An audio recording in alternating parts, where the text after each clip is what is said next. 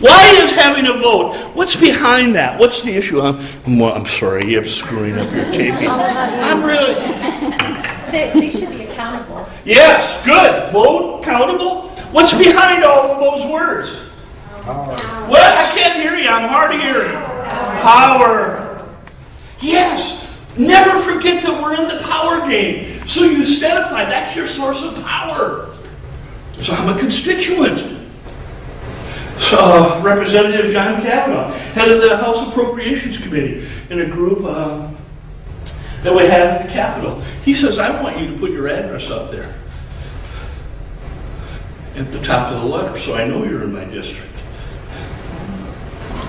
Be clear about the issue. Now, be clear about the issue.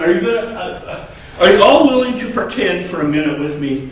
Because, okay, I got a big easel here, right? Can everybody see the white easel? Yeah. Right, okay. I got a black pen, right? Okay. You're really good at this. I hope it's an erasable one. Huh? I hope it's an erasable one. No, it's not, because I'm writing on paper. Oh, okay. Now, most of you were taught since the 5th grade to write this way. And the more educated you are, any PhDs in the room? No. Any masters? Oh, there's one. You're in most trouble. Here's one, too. You two are going to have the most difficulty, but we'll give you a little help. The more educated we are, this is how we were taught to write. Okay, you see me on the easel now. I got my black pen. Topic, sentence, supporting ideas, conclusion. Topic, sentence, supporting ideas, conclusion. Topic, sentence. So we're taught to write. Start with a clear idea, write some, and then conclude, make a point, then go on. And we can write our grandmother in Minnesota, or we can write our PhD, basically based on this formula.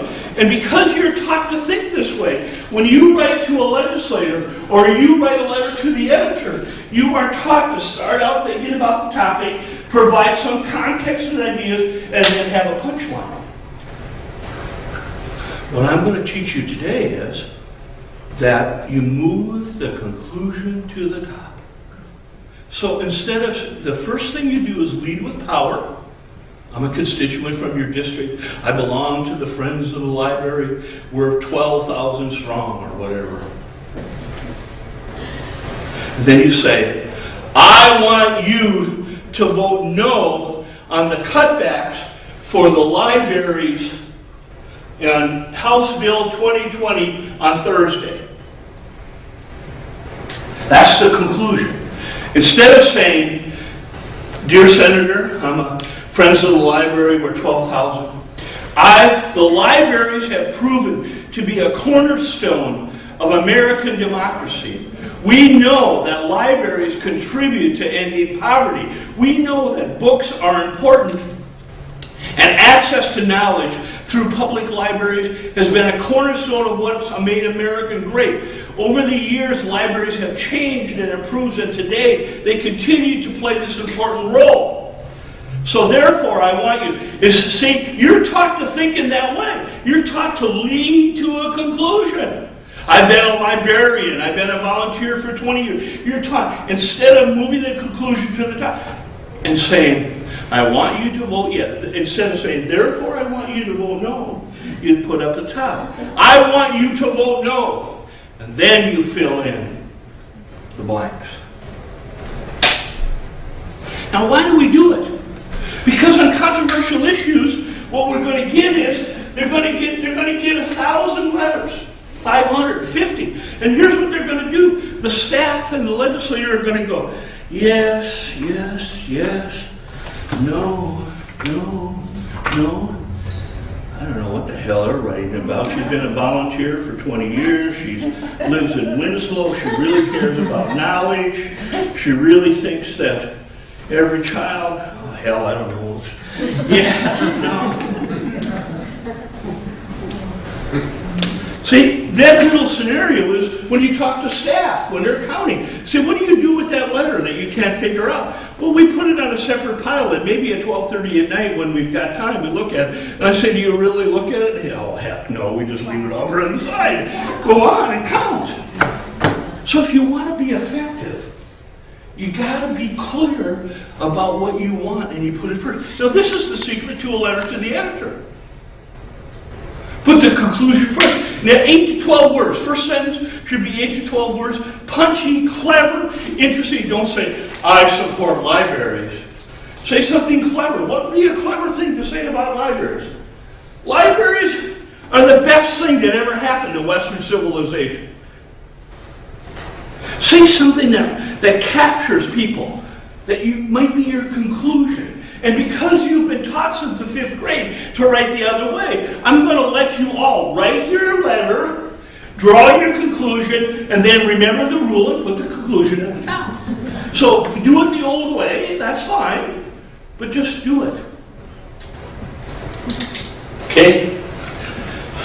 Include some facts, and then always close the deal.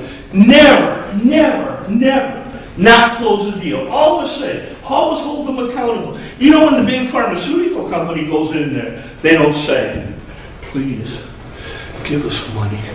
Libraries are really good. No, they say, we're people of power. Here is our case. Here are the facts. And then they don't beg at the end. They say, how are you going to vote? Now that you've heard the facts, Senator Mickey, how are you going to vote? Close the deal. Close the deal. Always hold them accountable. Never give your citizen power away. Always ask them, thank you very much for your consideration. Please let me know how you're going to vote. And you say, how are you going to know all the specifics? That is Bill 2020 and it's X, Y, or Z. It's going to happen on Thursday and it's going to be at 1 o'clock. All of that. Because you belong to the Friends of the Library and they told you. You have to demand that from your organized group or join another organized group. That'll help you be an informed citizen about the issues. And maybe you're a part of 2 or 3 groups. You know, maybe you're a part of the university professors, like these 2 PhDs that we've got here. They may be psychologists, they may be engineers. Well, make sure. Don't give away your power. And then write original emails and letters when you can. Are emails as effective as a letter? In the hierarchy goes like this. Visits are always first, face to face. Personal visits are always first. A personal written letter is next, and emails are right behind that. And then telephone calls. Emails in the last 10 years have taken on more importance, mostly because of volume. Mostly because of volume. Because if you really, if all of you and 10 of your friends send an email letter to one representative, let me tell you, you get people's attention. In the old days, we used to say a legislator responded to 5 or 6 or 7 letters or calls. Today it's 50 or 60 because of emails and faxes. And this silly thing. Every one of us now has got a cell phone, so we can step outside of our job and call and coffee. So we know, see, the social media and all of these things and electronic media have made all of this difference. Okay, that was, if you go, let's see, now what did I do? This is the outline of, see, it says topic, rather, conclusion, clear. See, I've even got a handout on it, so you don't have to write it down. All you teachers out there, just say it. You did pretty good. Phone call, you follow the same outline. Hi, I'm Tim Schmaltz. Oh, thank you. Mr. Schmaltz, thank you for calling. What can I do for you today? I'm calling, and what's the first thing I say? I want you to vote. What? I want you to vote. No, stay back up. Back up. Constituent. That's right, I'm a constituent. You always play the power card first. Hi, Mr. Schmaltz, it's really nice to hear from you. Good, what can I do for you? Well, as you know, I'm a constituent from the Senator's District. Well, that's great, Mr. Schmaltz. What are you calling about today? Well, I'm calling about House Bill 2020 that's going to cut funding for libraries. Yes, Mr. Schmaltz, and what's your comment? I'm urging the senator to vote no on the cut. Well, thank you very much, Mr. Schmaltz. Is there anything else? Then what do we say? Is there anything else? What? Yes. How is a senator going to vote? Now, the first time I did this 10 years ago, Becca, the assistant, went,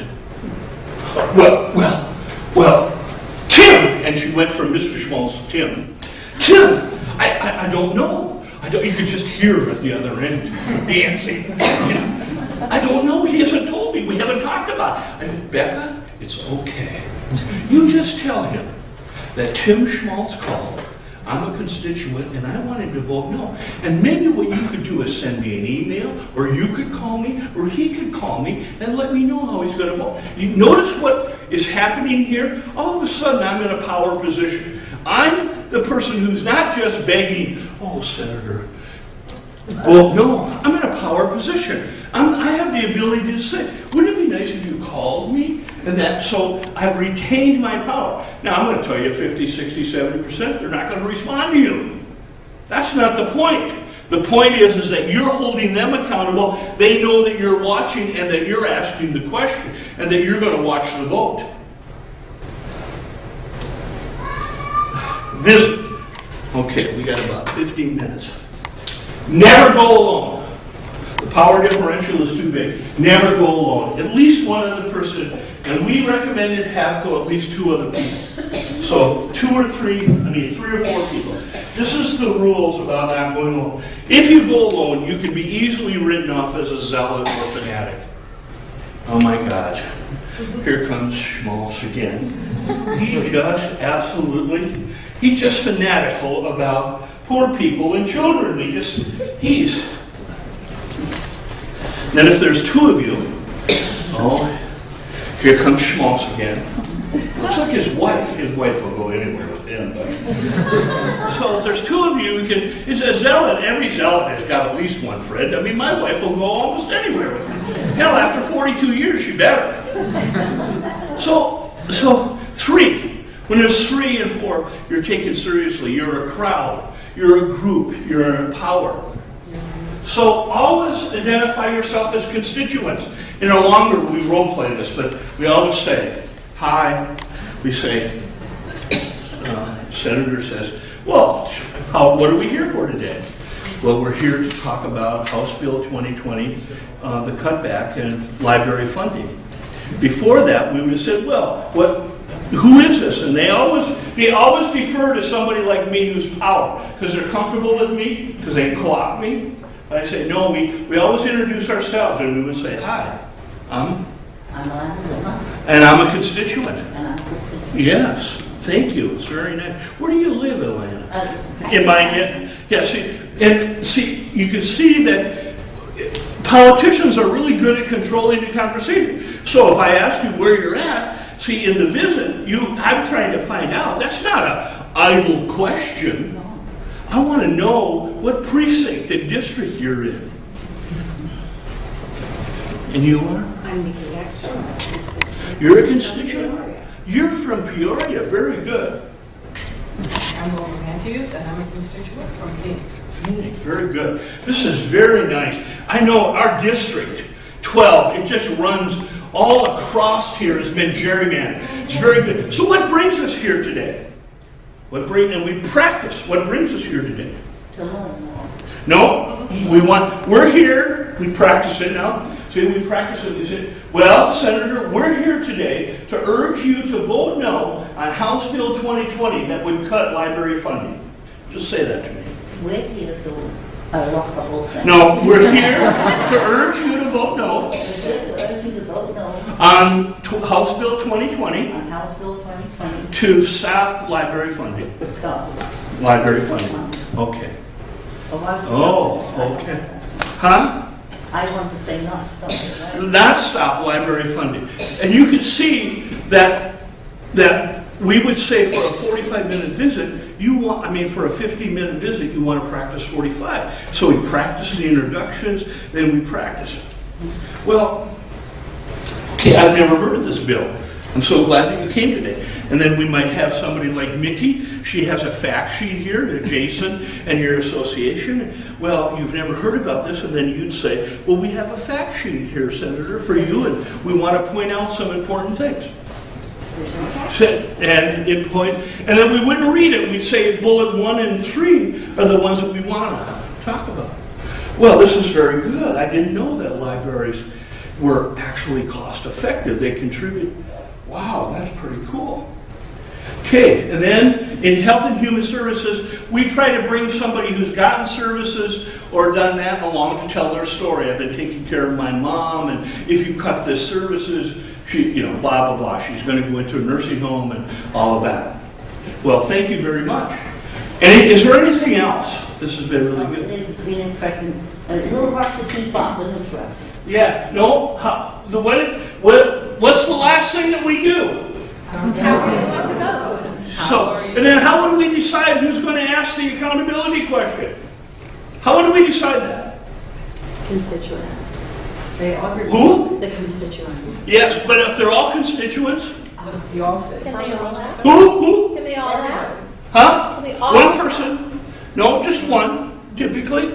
Person What? who was most affected. The person most affected, that's a good answer. Any other answers? Flip a coin. Huh? What? Flip a coin. Flip a coin. That's a good answer too. Let God decide. The one with the most power or the... Yes! The one with the most power!